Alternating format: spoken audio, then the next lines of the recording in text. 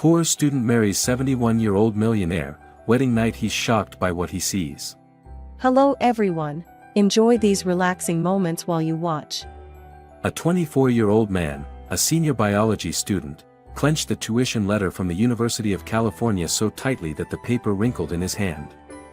On the worn-out table in front of him lay 3 unpaid bills and a note from his landlord demanding he vacate the premises within 48 hours. His mother, Teresa, was undergoing late-stage lung cancer treatment at Gregory Memorial Hospital. This month alone, the treatment costs had exceeded $12,000. Public health insurance couldn't cover it all, and the doctor had repeatedly emphasized that without the expensive inhibitor medication, she wouldn't survive past Christmas. "Alexander, are you listening?" Teresa's weak voice came through the phone. He held the phone to his ear, trying to sound calm. "I'm listening, Mom. Dr. James said they'll switch the medication next week. I don't want to be a burden to you anymore. If something happens to me, please don't blame yourself." "Don't say that, Mom. I'll manage. I promise." But how could he manage? Alexander was washing dishes at a small bar called Vista Bar, earning only $5 an hour. His night shift stretched from 9 p.m. to 4 a.m. Days were for school, nights for work. He was like a machine running on fumes. Every effort felt like slamming into a wall. That night, while scrubbing glasses in the kitchen, Alexander was shouted at by the manager. "Alexander! That glass isn't clean. One more mistake and I'm cutting your shift," barked Mr. Robert, a balding middle-aged man, from the door. Alexander bowed his head. "I'm sorry, sir." A chuckle rang out behind him. An elderly man sitting at a table near the kitchen, puffing on a cigar, had been watching him. He was well-dressed, wore gold rings, and a shining Rolex. After his shift, while changing clothes behind the bar, the man called out to him. "Hey, kid," the man said in a deep, gravelly voice. "I've been watching you for days now. You're desperate, aren't you?"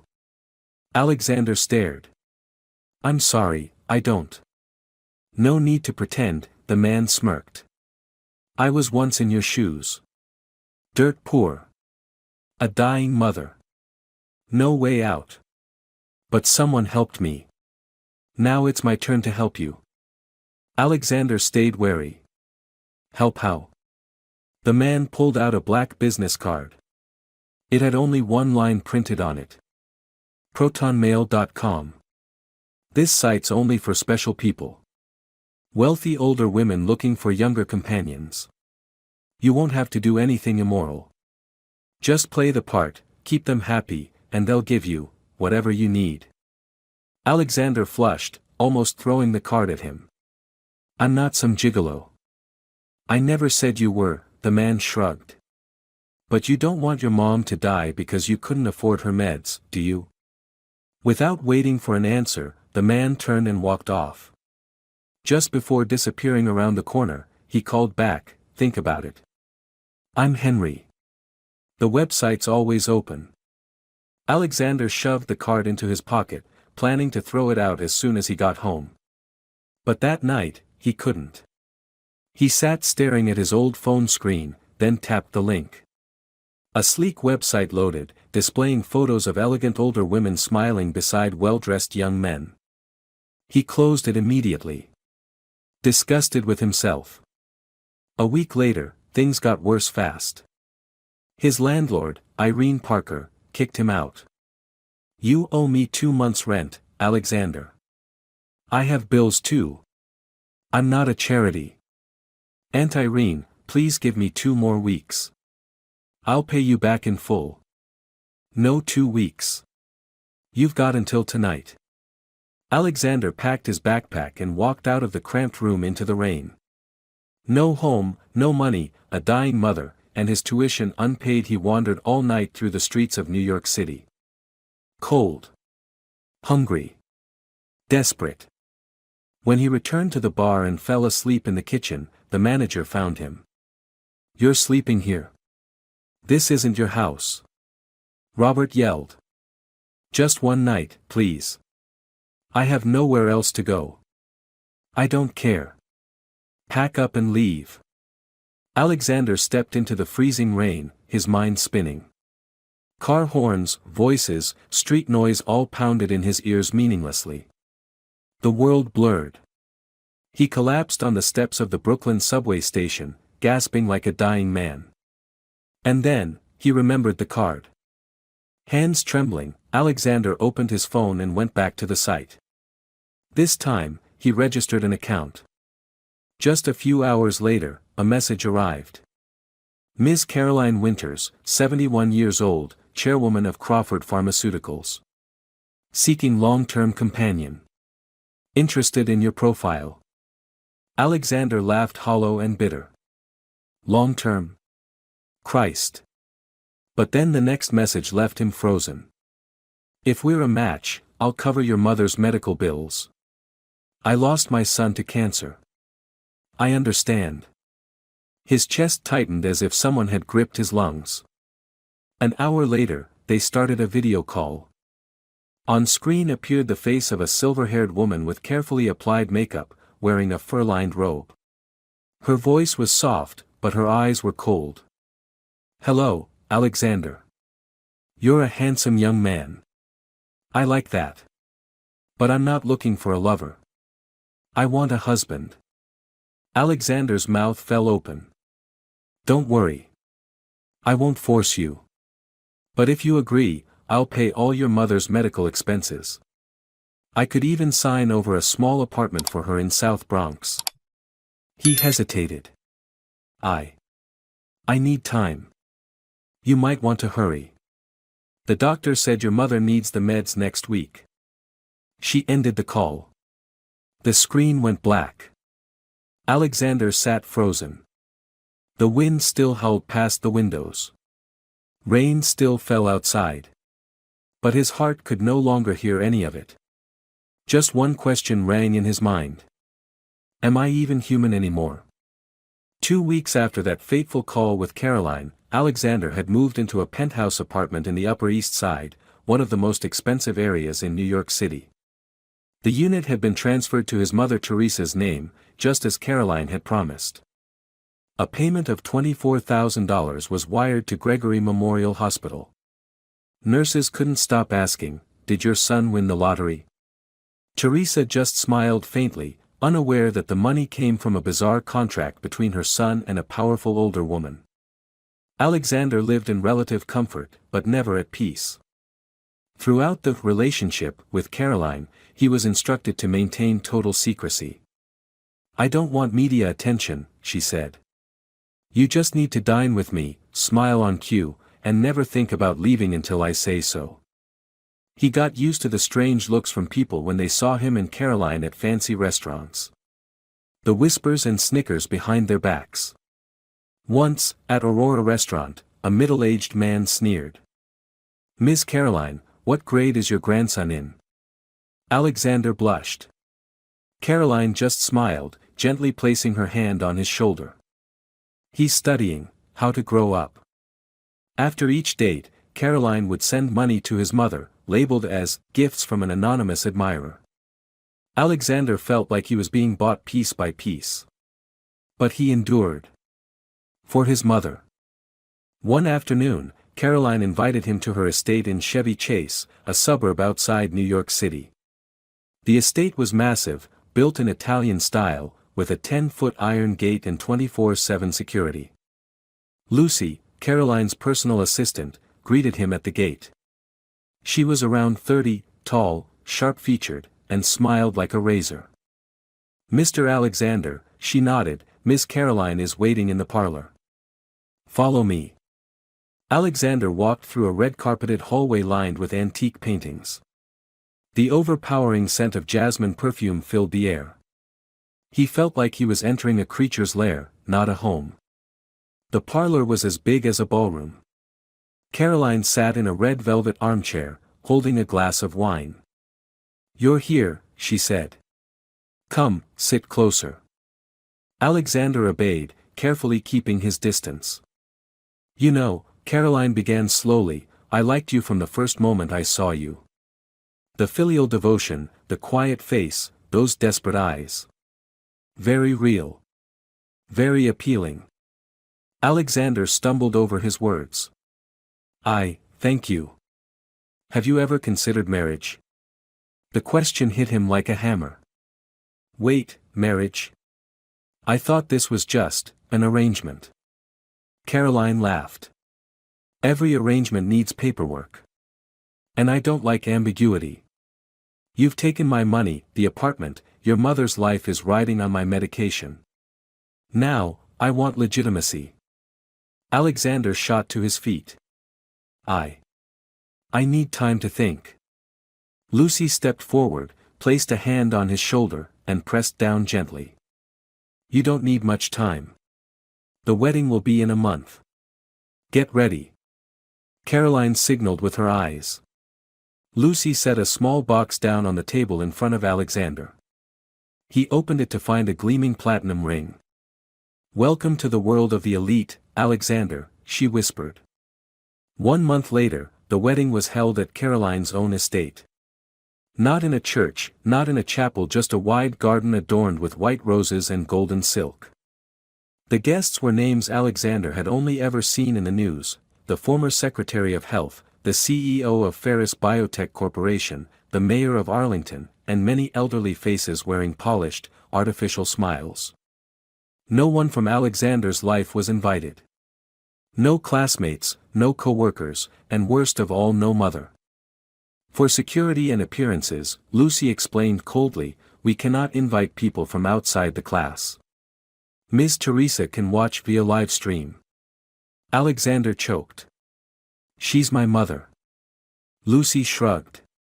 You should be thankful she's still alive. The ceremony unfolded like a bizarre play. Alexander wore a white tuxedo, standing beside Caroline in a crystal-studded wedding gown, looking like a wax statue. Her eyes never blinked. Her smile looked rehearsed. Do you take this woman to be your lawfully wedded wife? The pastor asked in a flat voice. Alexander swallowed hard. He looked around. Every eye bore into him with disdain, mockery, curiosity. No one believed it was love. He overheard a guest whisper. Must be under a spell. Lucy stood nearby, holding a phone. The screen showed a live video feed of his mother's hospital room. A nurse was changing her bag.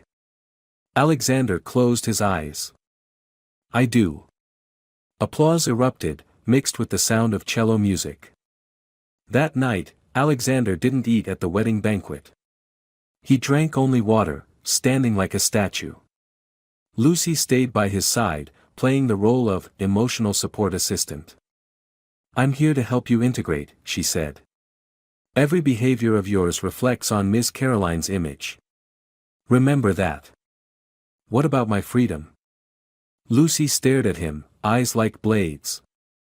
You sold it. Later that night, when the party ended, Caroline retreated to her private room on the second floor. Alexander tried to return to his apartment, but Lucy blocked him. No. You'll be staying here tonight. I'm tired. That's irrelevant. Lucy handed him a silk pajama set, then led him to the large door at the end of the hallway. She's waiting. Alexander's hand trembled as he touched the doorknob. Cold sweat covered his back. He opened the door slowly, every inch felt like lifting a mountain. The room was dim, bathed in soft yellow light. Caroline sat on a massive bed, wrapped in an ivory nightgown, her hair undone. Her makeup was thick, but couldn't hide the deep wrinkles and faint scars. You're here, she said in a husky voice. Come. Alexander didn't move. I said come, she repeated, louder. He stepped closer. Caroline dropped her robe. Alexander froze. One of her legs was prosthetic. Her breasts had been reconstructed with silicone. Her skin was riddled with scars. Her body looked like a stitched-up experiment. Now it's time for you to fulfill your duty, as a husband. Alexander backed away. I can't. Just then, Lucy walked in holding a folder. Planning to refuse, she asked. I'm not. Lucy placed the folder on the table. Your mother's apartment. Her medical bills. All outlined in this contract. If you say no tonight, everything becomes void. I'm not an object. You're an asset, Caroline laughed. Like any experiment, you need a subject. Alexander shook with fear. That night, he did nothing. He sat slumped in the corner of the bed like a prisoner, his eyes wide open the entire night. Caroline fell asleep after taking sedatives. Lucy stood guard at the door, her eyes cold as ice. And in that moment, Alexander understood, he was no longer a free man. From that horrifying wedding night on, Alexander's life turned a different color, not bright, but the ashen gray of the dead. He was no longer a normal student. He wasn't even a man with freedom. He had become a piece of property, watched, controlled, and coerced in every tiny move. The next morning, Alexander woke on the bed he never wanted to lie in. Caroline was already gone. Lucy stood at the door, arms crossed. You're awake. Get up. You have a schedule. Alexander rasped, I want to go back to my apartment. Lucy handed him a new matte black phone. This is your new device. SIM card replaced. From now on, all contact goes through this. Your old apartment. Temporarily locked for renovation. You'll live at the estate. My mother? She's fine. Don't worry. But remember, one call from me, and her medication stops. Alexander clenched his fists but didn't dare fight back. From that day forward, every move he made was monitored. There were cameras in the bedroom. Not in the bathroom, but any time he took more than 10 minutes, Lucy would knock. Is there a problem? She'd ask sweetly, but her eyes tortured the soul. Meals were served at strict hours, in strict portions. Breakfast at 8 a.m., oatmeal, almond milk, and a herbal mental support pill. Lunch at 12:30 p.m., steamed salmon and pomegranate juice. Dinner at 7 p.m., pumpkin soup and chamomile tea. No options. No cooking allowed. One time, Alexander asked, can't I go out and buy something myself? Lucy looked at him like he was stupid. You think this is a hotel? Another time, he tried escaping through the second-floor window. But the moment his foot touched the balcony, a voice rang out from a speaker. Alert, unauthorized movement detected. Security systems activated. His door locked immediately. Lucy appeared in under a minute. I thought you were smarter than that, she whispered, remote in hand. Caroline treated Alexander like a pet in a golden cage. She bought him designer clothes. This shirt's from Italy. Wear it when we have guests. Gifted him a watch. Rolex is the standard for grown men, Alexander. Bought him cologne. This scent, it turns me on. But every gift carried a silent message, he belonged to her, every millimeter of his body a product she had invested in. Caroline didn't hide the fact that she saw him as a scientific amusement. You know, I used to be a pharmacology researcher, she said over dinner. The human body, especially young ones, is fascinating to explore. Living cells adapt remarkably when placed in the right environment. Alexander stayed silent. Lucy chimed in, exactly. Young DNA responds better to new compounds. Especially when strong hereditary markers are present. He stared at them, his whole body crawling with dread. Don't worry, Caroline smiled. I'd never do anything to you without your consent. But consent is sometimes a flexible term. The following week, Alexander was placed in marital training, a program designed by Lucy herself. She handed him a notebook listing protocols: how to greet Caroline in the morning, how to place a napkin on his lap at dinner, how to hold her hand when guests were present, how to bow when kissing her forehead. Every gesture had a specific time limit. We are people of a different class, Lucy emphasized. Your clumsiness will embarrass Miss Caroline. Alexander snapped, I'm not a puppet. You are the husband of one of the most powerful women in the U.S. pharmaceutical industry. At least act the part. I don't love her, he shouted. Lucy said nothing.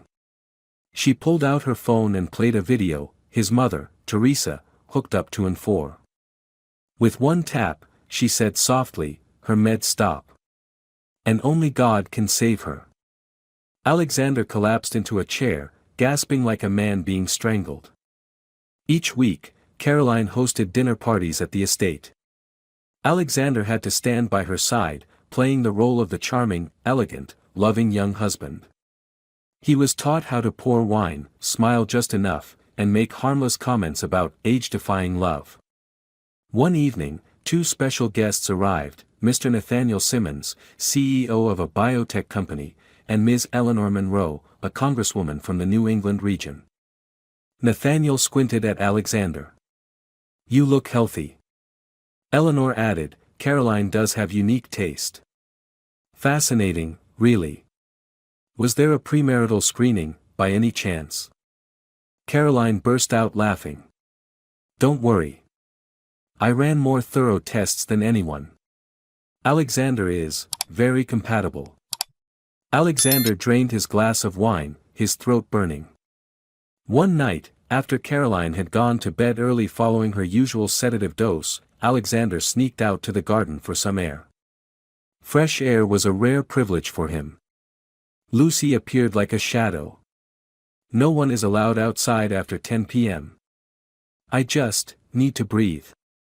You're not allowed. You're not my warden. I'm the one keeping you alive. Alexander looked her straight in the eyes. Why do you work for someone like Caroline? You're human too. Lucy was silent for a moment, then said softly, I was once an intern at the Institute of Biomedical Research. Caroline saved me from a lawsuit. Since then, I've worked for her. I didn't choose this path.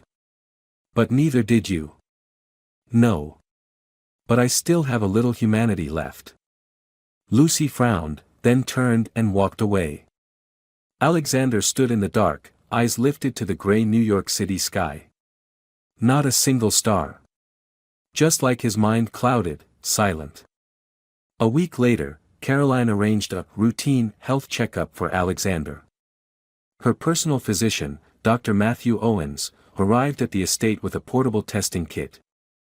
We'll just need a few samples: blood, saliva, and biometric data, he said. Standard procedure for households with medical history. Alexander frowned. I don't have any illness. Matthew smiled. Better safe than sorry. Lucy whispered, just cooperate. Or your mother might be affected. Alexander gritted his teeth and extended his arm. Once again, he was reduced to a test subject. That night, he dreamed of being tied to an operating table under blinding lights. Caroline stood over him with a scalpel, grinning wickedly. His mother stood crying silently in the corner. He jolted awake, drenched in sweat, throat tight. Lucy was at the door. Nightmare? You watch me even when I sleep? There's a camera. She pointed to the corner of the room.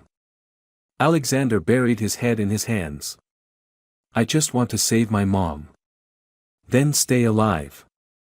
And stop thinking about rebellion.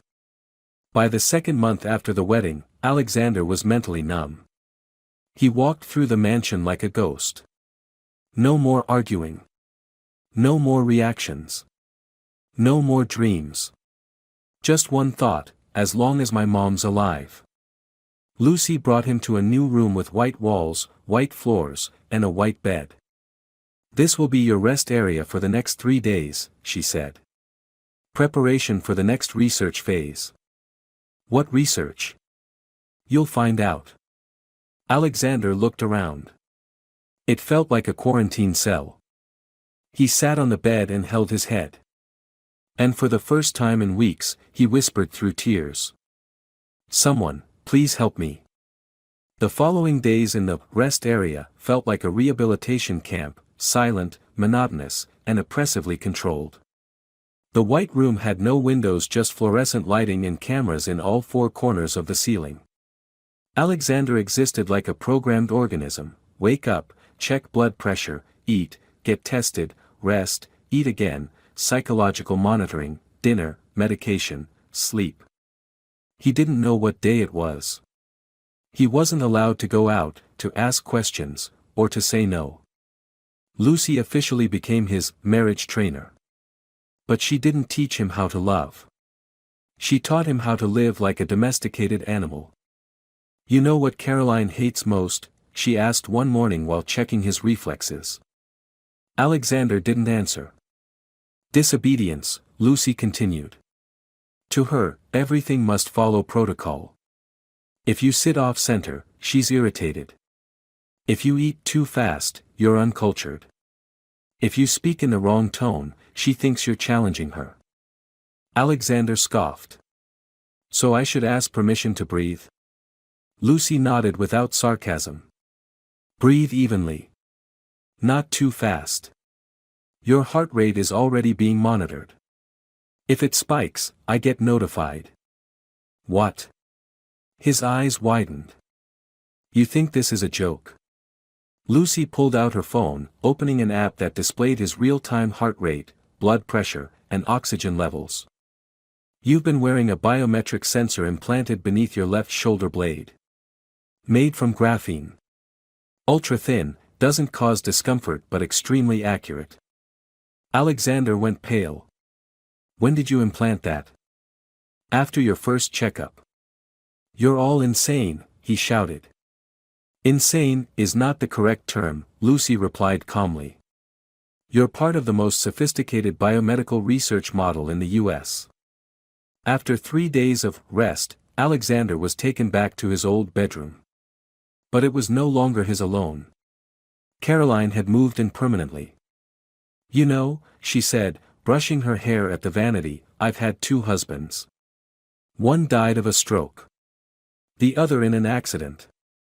But none of them fascinated me like you do." Alexander said nothing. "You're different.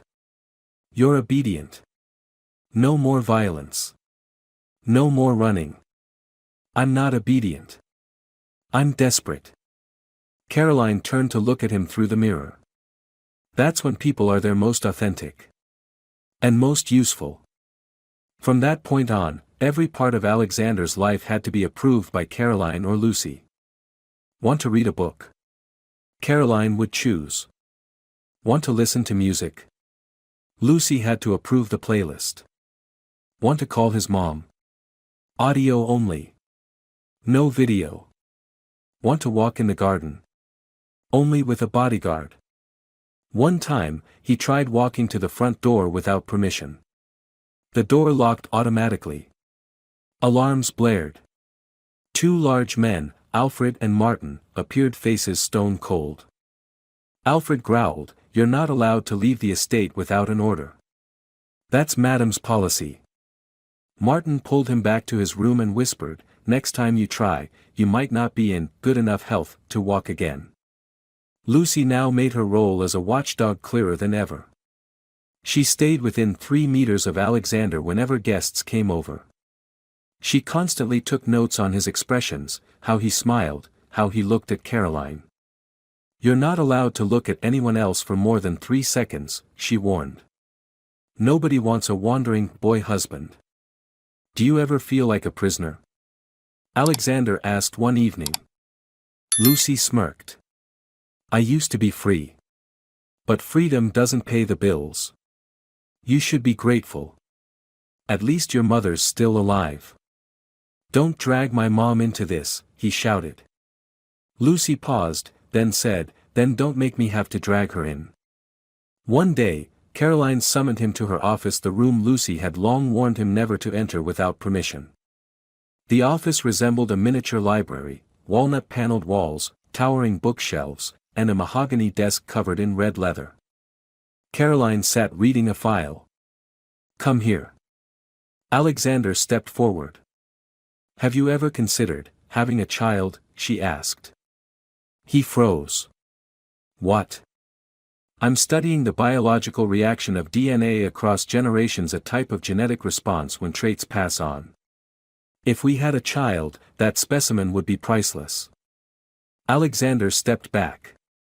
You're insane. Caroline pulled out a lab report. Your sperm is ideal. I tested it last month.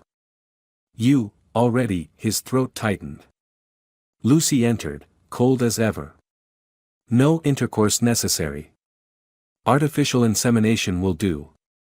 But you need to sign the consent form. Alexander shouted, I'm not signing anything. I'm not a living lab. Caroline stood, slowly walked over, and whispered in his ear, then your mother will be the first to suffer. And after her, you. From that day forward, Alexander stopped reacting. He lived like a robot, eyes open, following orders, silent. Every night, he stared at the ceiling, trying to hold on to his mother's face in memory. As long as she was alive, he would give up everything. One day, Lucy brought a photo frame into his room, a recent picture of Teresa, smiling weakly, most of her hair gone, but her eyes still bright. New photo, Lucy said. Alexander stared at it. A tear rolled down his cheek. Lucy's voice softened unexpectedly. I don't hate you. Then why do you do all this? Because I don't have a mother to save. In the third month at the estate, Alexander was officially enrolled as a test subject in the biological therapy programs funded by Caroline's company. Lucy brought him to a white-walled glass room, with a steel bed and bright overhead lights. Dr. Matthew returned. We're testing skin responses to a new compound, he said. It won't hurt. They injected a blue liquid into his arm. Alexander tried not to flinch, but sweat broke out all over his body. Lucy held a recorder. Document in 30 seconds. A red streak appeared along his arm. Alexander winced. Mild reaction, Matthew noted. Observe for 6 hours. Lucy leaned in and whispered, don't die early. We still need you. A few days later, Caroline took Alexander out to the garden behind the estate, where a large greenhouse stood full of rare medicinal plants. This is where I develop plant bases for biological drugs, she said. Everything starts in nature, but it needs someone to nurture it. And I'm the specimen. You're the bridge between theory and reality. I've never had a better sample than you. Alexander stared blankly at the quiet purple flowers, his heart hollow. That night, he dreamed of being locked in a glass cage, surrounded by pale, lifeless-eyed young men with mute mouths. They stared at him like he was the last one still breathing. When he awoke, Caroline was sitting beside him, gazing down with a tender look like some monstrous version of a loving mother. You know, she whispered, there were 13 others like you. But none of them lasted. Only you, you're still alive. Alexander turned his face away. But in his mind, only one thought remained. Stay alive, so Mom can keep breathing. Stay alive, even if I'm no longer myself. Everything began on what seemed like an ordinary night, during what they called the 5th routine biologic check. Alexander was instructed to sleep early in preparation for a light procedure the following morning. Just a mucosal cell sampling, Lucy said as she handed him a sleeping pill. It doesn't hurt. Just a little itch. Alexander didn't take it. He tucked the pill under his pillow and pretended to sleep. For weeks now, the nightmares had become unbearable, and the strange skin pains after each trial made him grow increasingly suspicious. Caroline and Lucy kept talking about DNA compatibility effects, about next-gen responses, and about his biological value, but they never said clearly what it was for. Close to midnight, Alexander quietly slipped out of bed. He had memorized Lucy's schedule. Precisely at 12:15 a.m., she would go to the control room to submit daily reports to the internal system. That window lasted only 10 minutes. Barefoot, with the lights off, he walked down the marble hallway. Each step echoed like an alarm. But he didn't stop. He headed to the far end where Caroline's private study was the only room Lucy had once accidentally left ajar with a keycard. Hands trembling, Alexander searched the pocket of a jacket Lucy had left after taking his blood pressure earlier that day. Inside was a ring of keys. One of them, with a red tip, unlocked the study door. Click. The door opened.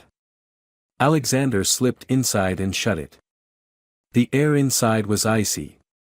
The soft glow of a computer monitor still lit the room. On the desk lay several categorized files: single DNA project, reverse compatibility research, stage 4, living human. He stepped closer. A black folder labeled Historic Candidates lay at the center of the desk. Alexander opened it, and the first few pages made his heart stop. James Morgan, 28, married Caroline in 2017. Logan Owens, 25, marriage contract with Caroline in 2019. Thomas Miller, 27, Gen F2 DNA sample, acute response. All of them ended with the same note. Missing. Beneath each name were biological test results, reaction charts, and detailed trial dosage notes, and finally, in bold red text. Did not survive beta phase. Alexander gasped, his hands shaking as he flipped to the last page. Subject, Alexander Martin, active. Beneath was a diagram outlining the process of DNA compatibility analysis. The caption read: living subject with XY genome between ages 20 to 30 undergoing reactive cellular gene compound testing. A handwritten note from Caroline read: this subject shows perfect compatibility. If successful, this sample could change the pharmaceutical industry forever. Alexander couldn't believe his eyes. He kept digging through the filing cabinets. On the third shelf, he found a small unlocked safe. Inside was an external Seagate hard drive. He plugged it into the computer. It opened filled with surveillance videos and audio files.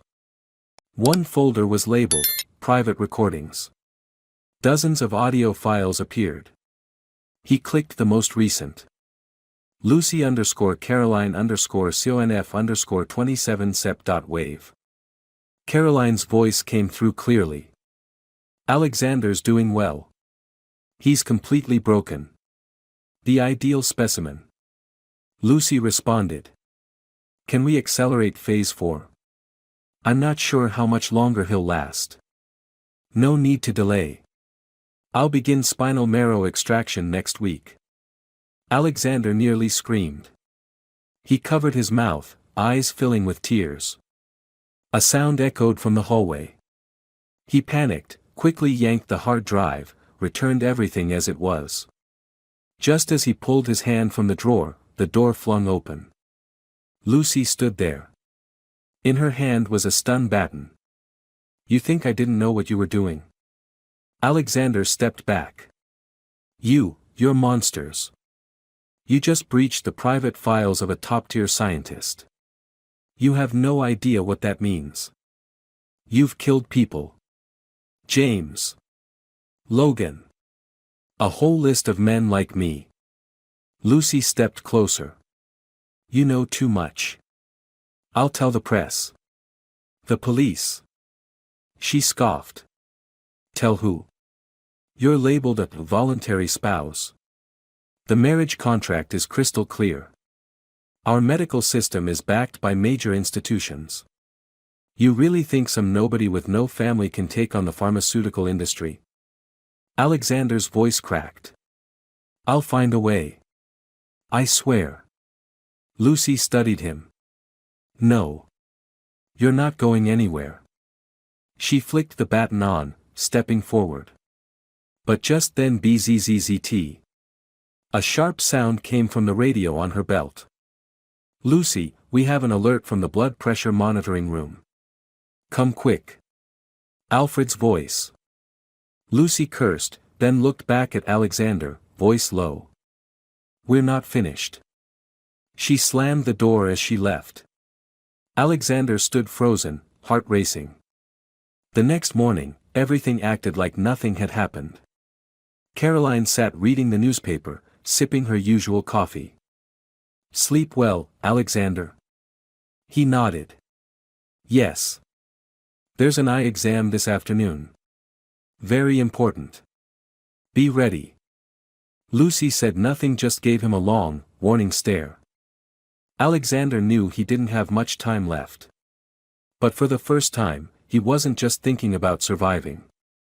That night in bed, he thought silently. "I don't just need to live. I need to live to fight back." He carefully hid the hard drive in the bathroom's air vent, the only place without a camera. He also began keeping handwritten notes, dates, times, medications administered, body responses, all written in faint ink and tucked behind the photo of his mother. He started casually talking to the guards. "Alfred, how long have you worked here? Martin, got any kids at home?" He played friendly. Learned how to make them let their guard down. Lucy grew suspicious. But Alexander stayed polite, obedient, ate well, spoke respectfully. Caroline believed he had finally submitted. No one knew that inside Alexander, a fire was quietly growing. And when it grew big enough, it would burn this wretched mansion to the ground. 3 nights after discovering the truth, Alexander began planning his escape. He knew he couldn't stay any longer. Every passing day brought him closer to the fate of the former husbands, James, Logan, Thomas, names now reduced to footnotes in research logs. Night 1, he observed the guard schedule. Alfred usually rotated shifts with Martin at 3 a.m. There was a 10-minute gap when Lucy wasn't patrolling the hall. That was his only opening. Night 2, he gathered supplies, an old thermometer, a shard of broken mirror from a dropped cologne bottle, wires from a busted Bluetooth speaker. Everything was hidden behind a loose wooden panel in his closet. Night 3, he feigned illness, asking to skip his medication. He drank a lot of water to provoke digestive distress. He vomited up dinner and was sent to the estate's basement medical room, which had a side door that led to the garage. His only real chance lay there. The night he decided to flee, Alexander faked severe abdominal pain. He curled on the bathroom floor, face pale. Lucy entered, frowning. "What's wrong with you?" "Stomach hurts, maybe dinner." "You had pumpkin soup. There's nothing in it that could trigger this." "I swear, it really hurts." Lucy checked her watch. "Fine. I'll call Dr. Owens." Alexander wheezed, eyes glassy. "No, don't call him, just, the med room." Lucy hesitated. Then finally issued the command over the radio. "Prepare to open the basement door. Alexander's going to the med room. You have 10 minutes. Keep the shift quiet. No alerts." Alfred appeared with a new guard, Ethan, a rookie who'd only been working 3 weeks. Alexander was escorted downstairs, hands over his stomach, head low. As they passed the garage, he paused. "Please, bathroom, can't hold it." Ethan looked uncertain. "There's no toilet here." "Yes," Alexander whispered. "Technical room on the left." Alfred nodded. "Fine. 3 minutes. We'll wait outside." Alexander stepped into the pitch-dark room, trembling. In the shadows, he lifted the floorboard and retrieved the hidden wires, thermometer, and mirror shard. He connected the wires, struck the battery hard to produce a small spark just enough to short-circuit the breaker. A soft pop sounded. The hallway lights flickered. "What the hell?" Alfred shouted. At that moment, Alexander shoved open the side door, already unlatched, and bolted out into the cold. The wind hit his face like ice. No time to think. Ahead lay a dirt path leading through a small forest. If he could make it through, he'd reach a nearby residential zone. "Ethan, hurry. Catch him." Alfred roared. Footsteps thundered behind him. Alexander ran like a madman. Tree branches whipped his face, roots caught his feet, but he didn't stop. I have to escape, get the hard drive out, save Mom. A gunshot rang out behind him. It missed but barely. Flashlights scanned wildly from 3 directions. More people had joined the pursuit. He reached the fence. His hands were slick with blood from the cuts. He climbed, reaching for the top when an iron grip clamped around his ankle and yanked him down. Thud. He slammed onto the ground. Ethan pinned his arms while Alfred pointed a gun at his forehead. Try that again, boy. When Alexander was dragged back to the mansion, he was covered in blood. His lips bled from biting them to keep from screaming. Lucy was already waiting in the foyer, beside Caroline in a white silk nightgown, swirling a glass of wine. It's all right, she said soothingly, like scolding a naughty child. Everyone tries to escape the first time. Lucy looked at him like he was a pathetic lab rat. Why did you do it? She asked. Even if you got out, who would believe you? Who would protect your mother when her meds stop? Alexander looked up, eyes burning red. At least I won't die like a rat. Caroline stepped closer, whispered in his ear. Don't forget your mother is alive thanks to my medication. Just one missed drop, and she'll be in heaven. Alexander clenched his teeth, shaking violently. Put him in the white room, Caroline ordered. Double the sedative dose. And, recheck his biosensors. I think our boy is getting clever. Alexander was imprisoned in the white room for 4 days, no light. Each meal was a bowl of thin gruel. No talking. No questions. No crying. Only surviving. On the 3rd day, Lucy stepped in. You think you're a hero? Alexander didn't answer. No one's coming for you, she continued. You're just a sample. You exist because you're valuable. When that ends, you'll be erased just like the 13 before you. Then you'll be next, Alexander whispered. Lucy froze for a moment, then turned and walked away. On the 5th day, Alexander was returned to the master bedroom. Caroline was waiting, dressed in a dark purple nightgown. The softness in her gaze had vanished. You disappointed me. Alexander smirked. I'm not your pet. No, she replied. Your property. And I haven't authorized you to break. Lucy entered with fresh lab reports. Alexander's biology samples are at their highest stability yet. Responding well to compound 6. Excellent, Caroline turned to Alexander. Which means, you'll continue to live. Alexander looked at both of them. Every word they spoke, every action, was evidence of unspeakable crimes, yet no one outside knew. The world still believed Caroline was a wealthy, elegant widow whose husbands died in accidents. No one knew of the mansion of horrors, the bio-experiments, the erased, young husbands. Each day, Alexander felt smaller in this network of control. But he hadn't completely lost hope. As long as he remembered where he hid the hard drive. As long as he could breathe. He turned to Lucy. When's the next trial? She frowned. Why do you want to know? So I'll know when I die. Lucy was silent. Caroline smiled again. Not for a long time. You'll live a very long time. You're the best product I've ever created. Alexander turned away. But deep within, something stirred again for the first time in months. Hatred. In the days following the failed escape, Alexander stopped thinking about freedom.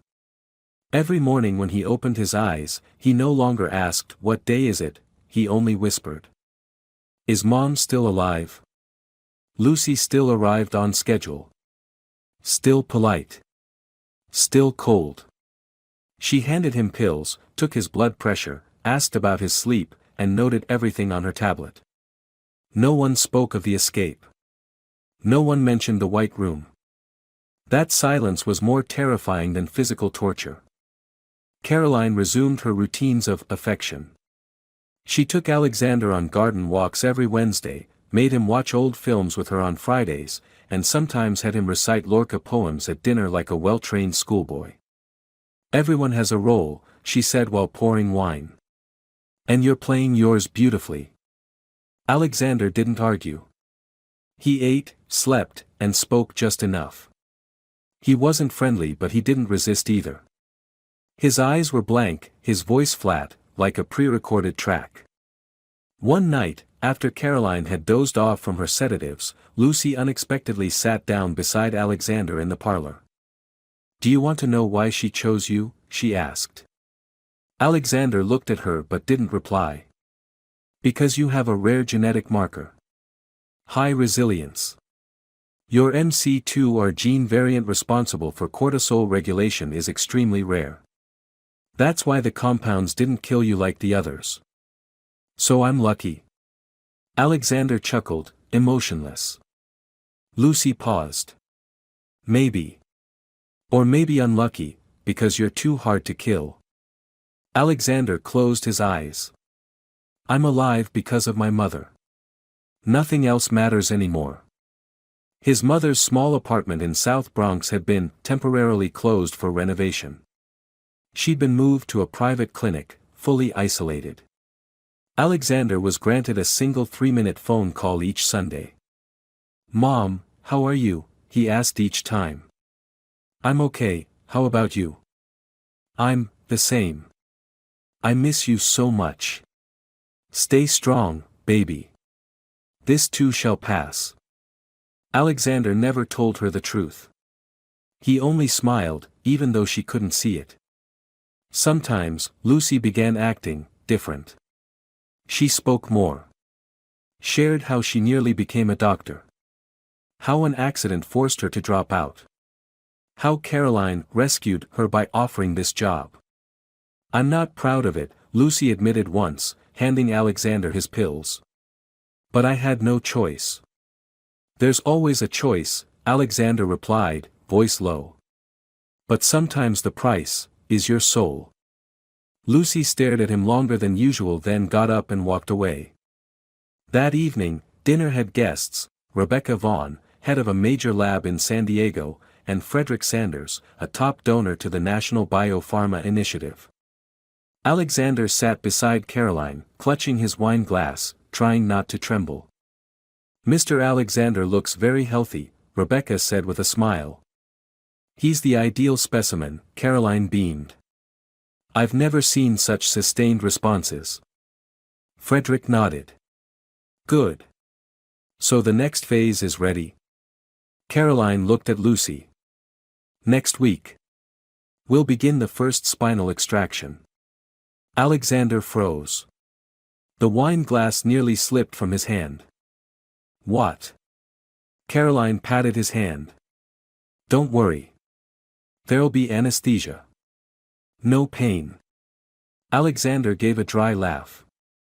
"You're taking everything from me, aren't you?" "Just a small part.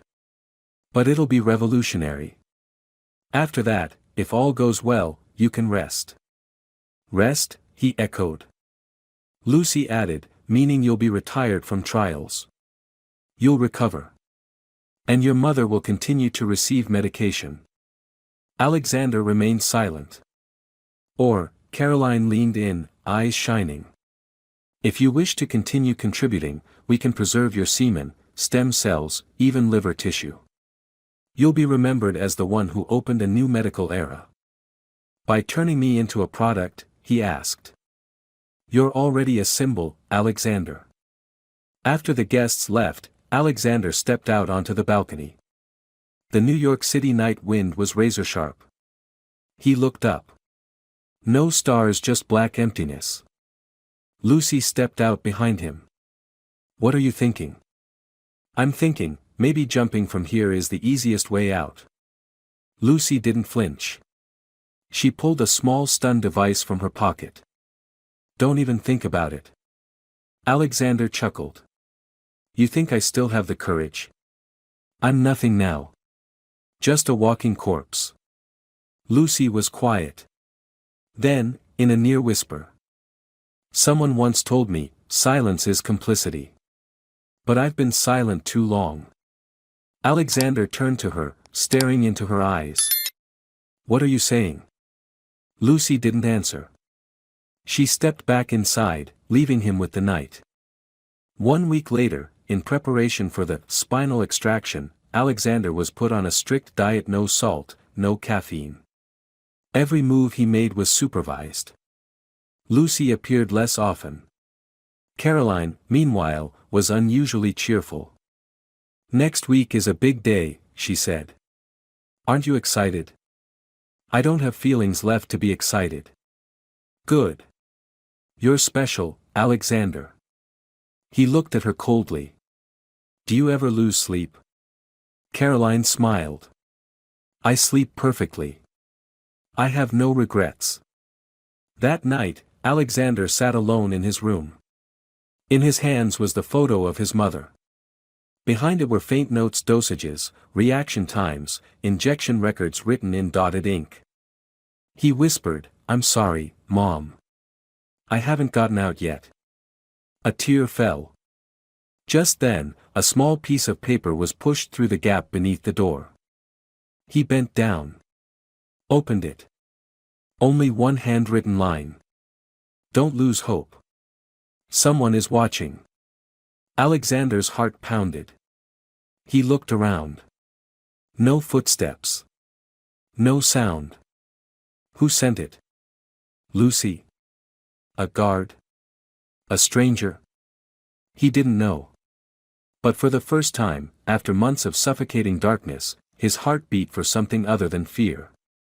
The next morning, Caroline left for a conference. Lucy stayed to supervise. At breakfast, she handed Alexander a small pastry different from the usual bland fare. "New formula," she said. Alexander took a bite. Inside was a tiny folded piece of paper, wrapped in plastic. He hid it in his palm. In the bathroom, he unfolded and read it. "Tomorrow night. Stay still. Don't resist." Cold sweat broke out down the back of his neck. Was it a chance? A trap? Or the end? He didn't know. But for the first time in months of darkness, fear made space for hope. Even if just a flicker. But that same night, Alexander received an email from an anonymous address, vozaculta@protonmail.com. The subject line read only one word. "Listen." He opened it. Inside was an .mp3 file, over 12 minutes long, and a message. "I'm Andrew Grant. 3 years ago, I nearly brought Caroline to court but lacked evidence. Now, I need you. And you need me. This starts now." Hands trembling, Alexander pressed play. Caroline's voice came through clear and undeniable. "This trial will succeed, Lucy. Alexander is the perfect specimen. By phase 4, I'll extract spinal marrow. After that, neural cells and semen will be stored at Biobank NYC, 7. Lucy asked, "What about his mother?" "Keep her alive until we're done.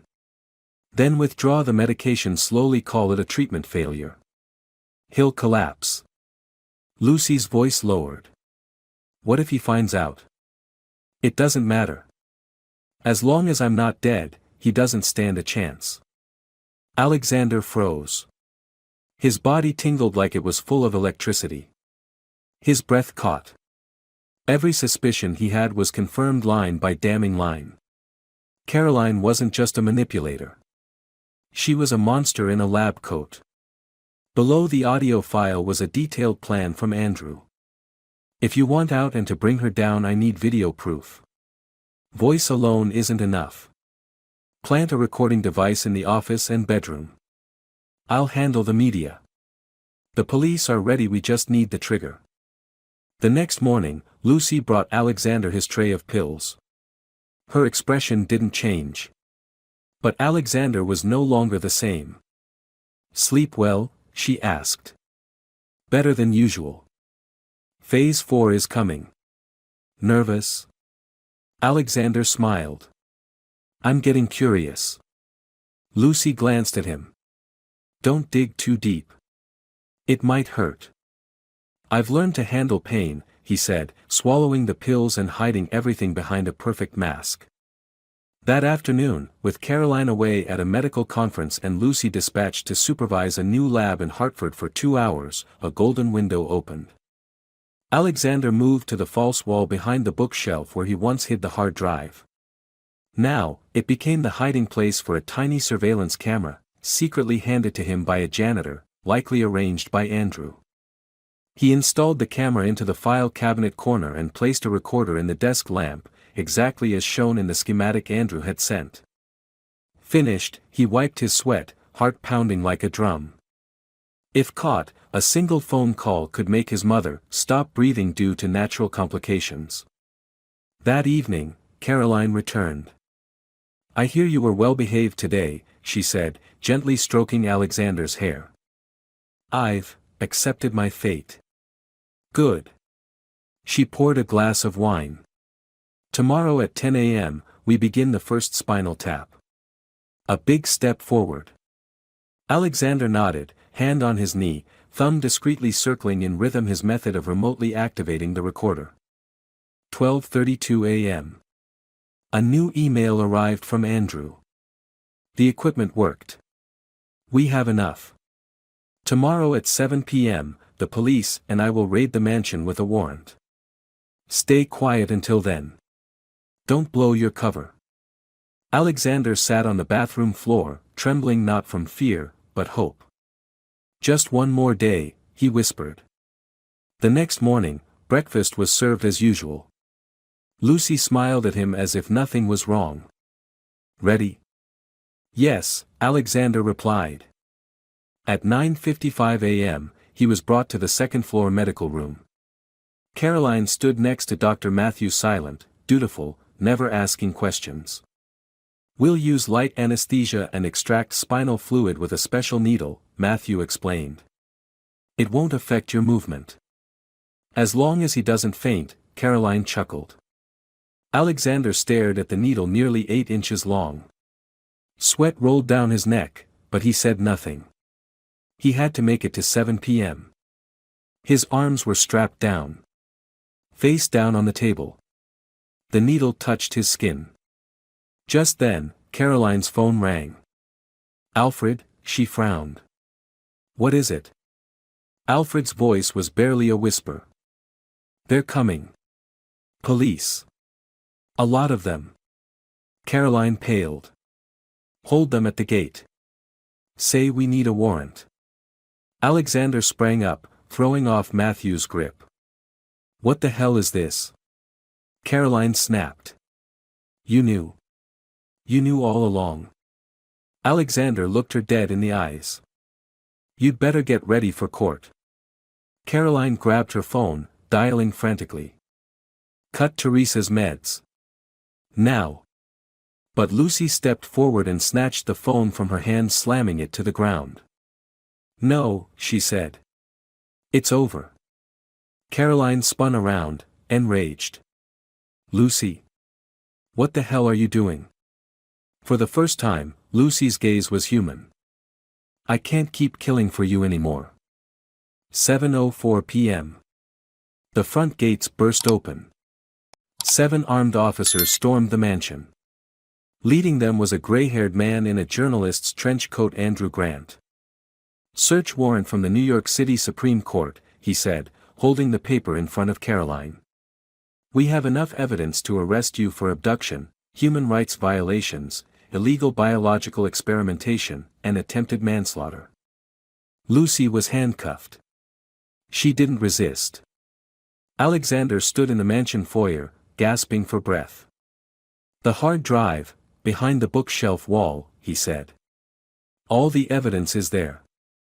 A police officer nodded and gave the signal. Andrew walked over.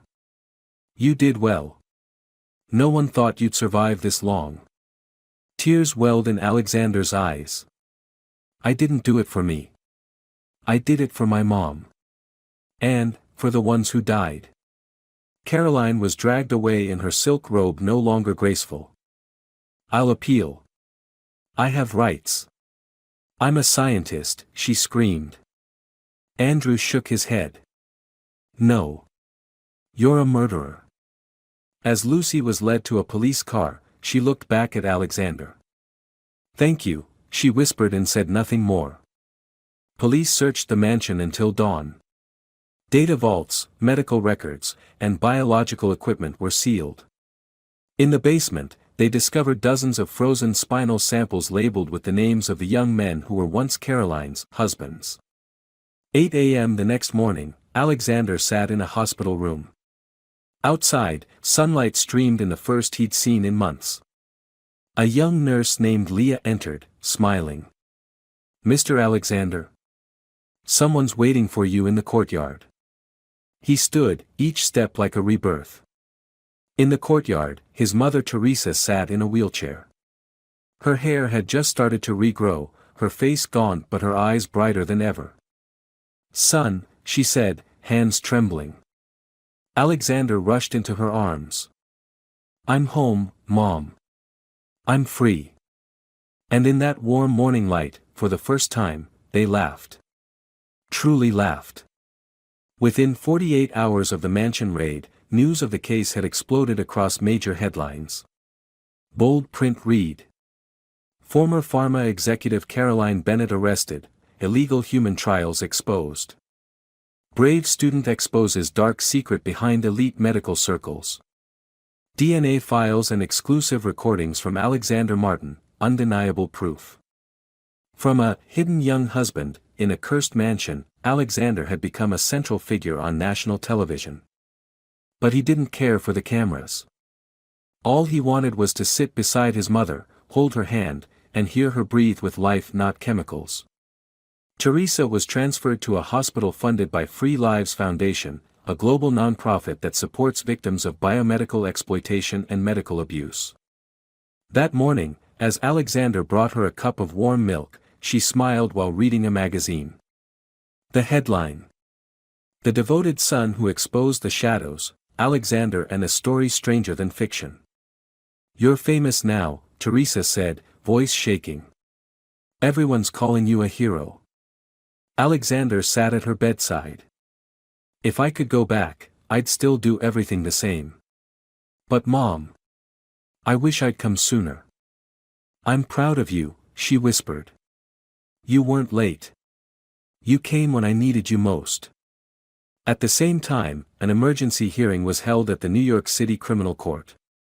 The court acknowledged 14 missing victims, 6 confirmed deaths related to Caroline's experiments, and at least 3 men coerced into contract marriages.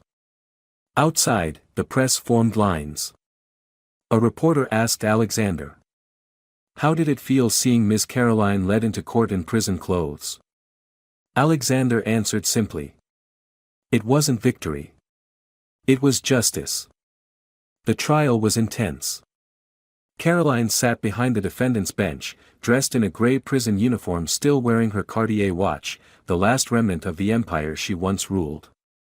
Prosecutor David Vaughn asked, do you admit to having signed marital contracts with at least 5 young men over the past 10 years?